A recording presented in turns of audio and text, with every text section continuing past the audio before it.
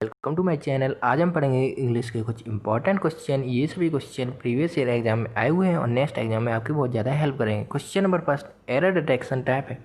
It is I who is blame for this bad situation. हम सभी को focus करना चाहिए हु पे। हु यहाँ दो सेंटेंस को जोड़ रहा है, हम लोगों को दिख रहा है कि ये हु है और ये दो सेंटेंस को जोड़ रहा है। अब यहाँ पे हु से पहले सब्जेक्ट दिख रहा है आई, तो यहाँ पे हु हो गया या दैट हो, तो इनको भूल जाते हैं, इनको हम भूल जाते हैं और इनसे आगे वाले सब्जेक्ट के अकॉर्डिंग ही हम वर्ब लगाते हैं। तो यहाँ पे आई के अकॉर्डिंग हम एम का यूज करेंगे। यहाँ पे आई के अकॉर्डिंग एम आएगा, मतलब बी पार्ट में एरर है। Second question, the families are living in Gulmohar Park for the last 2 decades. तो आपको कभी भी सिंस या फॉर दिख जाए तो आपको हमेशा ध्यान रखना चाहिए कि हैज़ हैव बीन वाला सेंटेंस आता है, मतलब प्रेजेंट परफेक्ट कॉन्टिन्यूस आता ही आता है। तो इस पार्ट आपको दिख रहा होगा बी पार्ट में एरर है, ये सिंपल सा एरर था।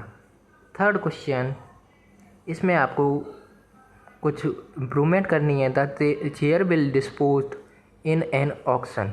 अब डिस्पोज्ड होता है, आप लोगों ने एक फ्रेज सुना होगा डिस्पोज ऑफ। डिस्पोज ऑफ का मतलब होता है ख़त्म होना। ऑप्शन भी दिख ही रहे हैं डिस्पोज ऑफ। डिस्पोज ऑफ में आप लोगों को ध्यान रखना चाहिए डबल ओ एफ वाला नहीं होता है, जबकि सिंगल ओ एफ वाला होता है। ये हमेशा ध्यान रखना चाहिए, बहुत से लोग इसको ध्यान नहीं देते, छोटी सी बात है। फोर्थ क्वेश्चन, इसमें अभी आप लोगों को इम्प्रूवमेंट करना है। The thieves ran away in black car.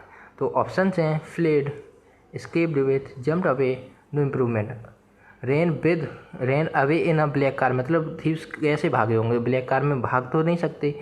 तो a fled is the right usages. Fifth question, इसमें आपको फिल इन द ब्लैंक्स भरना है। The mission of this institution is to fill in the blanks young mind to explore their ability. Option हैं catalyse, cackle, circulate, compact.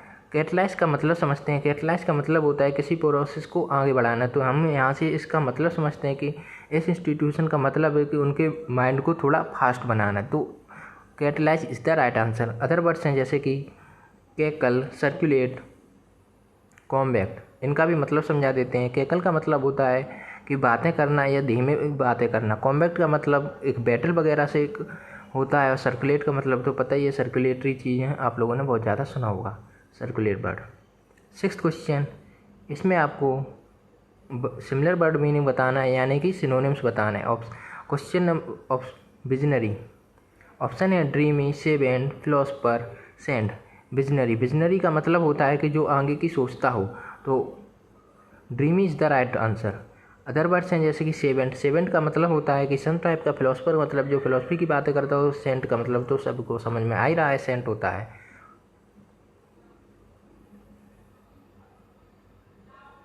Eighth question, इसमें भी आपको similar ही बताना है। ऑप्शन है क्वेश्चन डिलीगेट का सिमिलर बताना है। ऑप्शन है ऑफिसर, पार्टिसिपेंट, मेंबर, रिप्रेजेंटेटिव। तो डिलीगेट का मतलब होता है रिप्रेजेंटेटिव। अदर वर्ड्स जैसे ऑफिसर का मतलब होता है अफसर, पार्टिसिपेंट का मतलब होता है पार्टिसिपेंट, मेंबर, ये सभी आप लोगों को समझ में आ ही रहे होंगे। नाइन्थ क्वेश्चन, इसमें आपको अपोजिट बताना है, यानी कि एंटोनिम्स बताना है। बैनिश का मतलब होता है कि किसी को कोई सज़ा दे के बाहर निकाल देते। वैसे पुराने ज़माने में नहीं राजा लोग सज़ा देते थे कि इसको यहाँ से बाहर निकाल दिया, इस रास्ते में एंट्री नहीं कर सकता है। तो बैनिश का मतलब होता है कि उसे एंट्री नहीं मिलेगी। ऑप्शन है एलिमिनेट, फॉरबिड, डाउटफुल, अलाउ। तो उसका अपोजिट क्या हो जाएगा, allow. D is the right answer. Eliminate का मतलब कि जैसे किसी को हट जाता है, कोई शो वगैरह से हट जाता है। फॉरबिड का मतलब माफ़ करना। डाउटफुल का मतलब डाउट से रिलेटेड हो जाता है। 10th क्वेश्चन, इसमें भी आपको अपोजिट वर्ड बताना है, मतलब कि एंटोनिम्स है। बेबुलियस का ऑप्शन है फियरफुल, कबार्डली, सोबर, अनएनर्जेटिक। बेबुलियस का मतलब होता है जैसे शराब की बहुत ज़्यादा लत हो। सोबर का मतलब होता है जो शराब से एकदम से नफरत करता है, सोबर। अब अदर वर्ड्स हैं जैसे कि फियरफुल मीन्स डरावना, कबार्डली मीन्स कायरता, अनएनर्जेटिक मीन्स जो थका सा रहता हो। 11th क्वेश्चन, ये हैं one word substitution. Economic structure organised and control by capitalist, मतलब कि पूंजीवादी व्यक्ति। ये option A is the right answer. Capitalism. Other words हैं जैसे कि एक्यूलेट, इम्पर्टेनेंट, मेडनोट। एक्यूलेट का मतलब होता है कि किसी को प्रेस करना, या एडमिरेशन मतलब कि किसी को बढ़ावा देना, तो एक्यूलेट का मतलब बढ़ावा देना।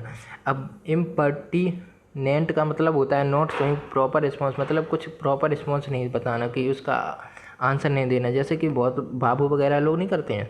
मेडनोट, मेडनोट का मतलब कि जो लड़की की शादी नहीं हुई हो। 12th क्वेश्चन, ये भी वन वर्ड सब्स्टिट्यूशन है। वन दैट अपोजिट अदर, मतलब जो दूसरों को आगे ना बढ़ने दे या दूसरों को धक्का मारता हो। ऑप्शन है विच, एंटागोनिस्ट, कैरोल, साइनिक। एंटागोनिस्ट का मतलब होता है जो दूसरों को आगे ना बढ़ने दो या विरोधी, एंटागोनिस्ट। विच का मतलब होता है कि एक चुड़ैल वगैरह, मतलब women who has magical power usually to do evil.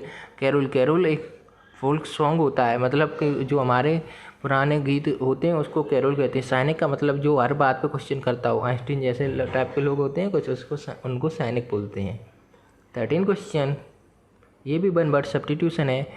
एक्सिव, sensitive, anxious and ओबेसिव। Option है ओथ, न्यूरोटिक, थर्मोमीटर, फ्रॉड। आपको दिख रहा होगा neurotic is the right answer, मतलब अत्यंत संवेदनशील या चिंतित। ओथ तो हमको पता ही है शपथ होता है। थर्मामीटर जो टेम्परेचर नापता है। फ्रॉड आपको बुद्धू बना देता है या आपको पैसे ले लेता है, आपको पागल बना के कुछ गलत सलत दिखा के, उसको फ्रॉड बोलते हैं। 14th क्वेश्चन, ये इडियम एंड फ्रेजेस हैं। Down and out, down and out का मतलब होता है पुअर एंड रूइंड, मतलब कि गरीब और बर्बाद। ये इडियम एंड फ्रेजेस है।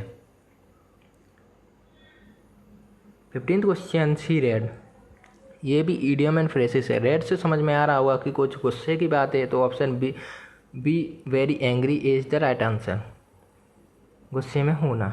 16th क्वेश्चन, इसमें आपको करेक्टली स्पेल्ड वर्ड बताना है। हाइपोकॉन्ड्रिया, ये करेक्टली स्पेल्ड वर्ड है, ये आपको लर्न नहीं करना पड़ेगा, आप एक बार पढ़ भी सकते हैं। HYPOCHONDRIA। एक माइटोकॉन्ड्रिया होता था, बायो वाले बच्चों ने पढ़ा होगा तो उसे कोई बात नहीं पढ़ा, लेकिन आपको इसकी मीनिंग कमेंट बॉक्स में ज़रूर लिखनी है। 17th क्वेश्चन, इसमें आपको करेक्टली वर्ड फाइंड करना है। परजरवेरेंस, परजरवेरेंस का भी मीनिंग आप लोगों को कमेंट बॉक्स में ज़रूर लिखना है। परजरवेरेंस की स्पेलिंग पढ़ लीजिए, PERSEVERANCE होता है। एक बार फिर पढ़ लीजिए, कोई बात नहीं। 18th क्वेश्चन, इसमें आपको ABCD टाइप क्वेश्चन है। ABCD टाइप क्वेश्चन करने के पहली बात मैं बता देता हूँ कैसे सॉल्व किया जाता है। जैसे कि इसमें मैं पढ़ रहा हूँ, ask me what I was and where I was bound for. यहाँ पे हम लोगों को लास्ट वाली चीज़ देखनी चाहिए हर सेंटेंस की, जैसे bound for I met with who, जैसे हु है, अब हु के बाद हम क्या लगा सकते हैं, हु के बाद अगर देखें तो आस्क लिख सकते हैं कि नहीं, हाँ हु के बाद आस्क लिख सकते हैं। हु के बाद ऑफ आ सकता है, नहीं आएगा। हु के बाद बैन भी नहीं आएगा, तो मतलब बी के बाद ए पार्ट होना चाहिए। ऑप्शंस देखते हैं, ऑप्शंस में देखें किसमें बी के पास ए पार्ट है, सेकेंड वाले में बी के बाद ए पार्ट है, DCBA।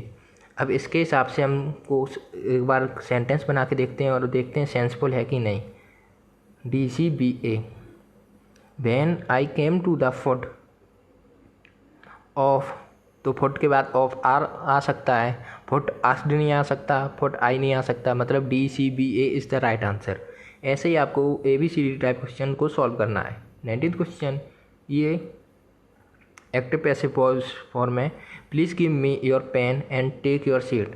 तो प्लीज़ हो गया, ये इम्पेरेटिव है तो प्लीज़ हो गया, तो इसका मतलब रिक्वेस्ट कर रहा है। तो कैसे स्टार्ट करेंगे, यू आर रिक्वेस्टेड, उसके बाद पूरा इन्फिनिटिव में यानी कि टू लगा देंगे और पूरा सेंटेंस लिख देंगे सिर्फ प्लीज़ को छोड़ के। प्लीज़ की जगह यहाँ पे क्या आ गया, यू आर रिक्वेस्टेड आ गया। तो यहाँ पे you are requested to give me your pen and take your seat. 20th question, इसमें भी है 20th क्वेश्चन, ये डायरेक्ट इनडायरेक्ट है, तो इसमें दिख ही रहा होगा, call the witness said the magistrate. अब मजिस्ट्रेट हर किसी को ऑर्डर ही देता है, तो हमें देखना है कि ऑर्डर किस में स्टार्ट हो रहा है। तो थर्ड बारे में ऑर्डर आ ही रहा है, the magistrate order to call the witness. ये सिंपल था, लेकिन अगर आपको प्रैक्टिस सेट अच्छा लगा हो तो वीडियो को लाइक भी कर सकते हैं, नहीं अच्छा लगा डिसलाइक कर सकते हैं। चैनल को ज़रूर सब्सक्राइब कर लेना, बेल आइकन पर भी क्लिक कर देना। Thank you.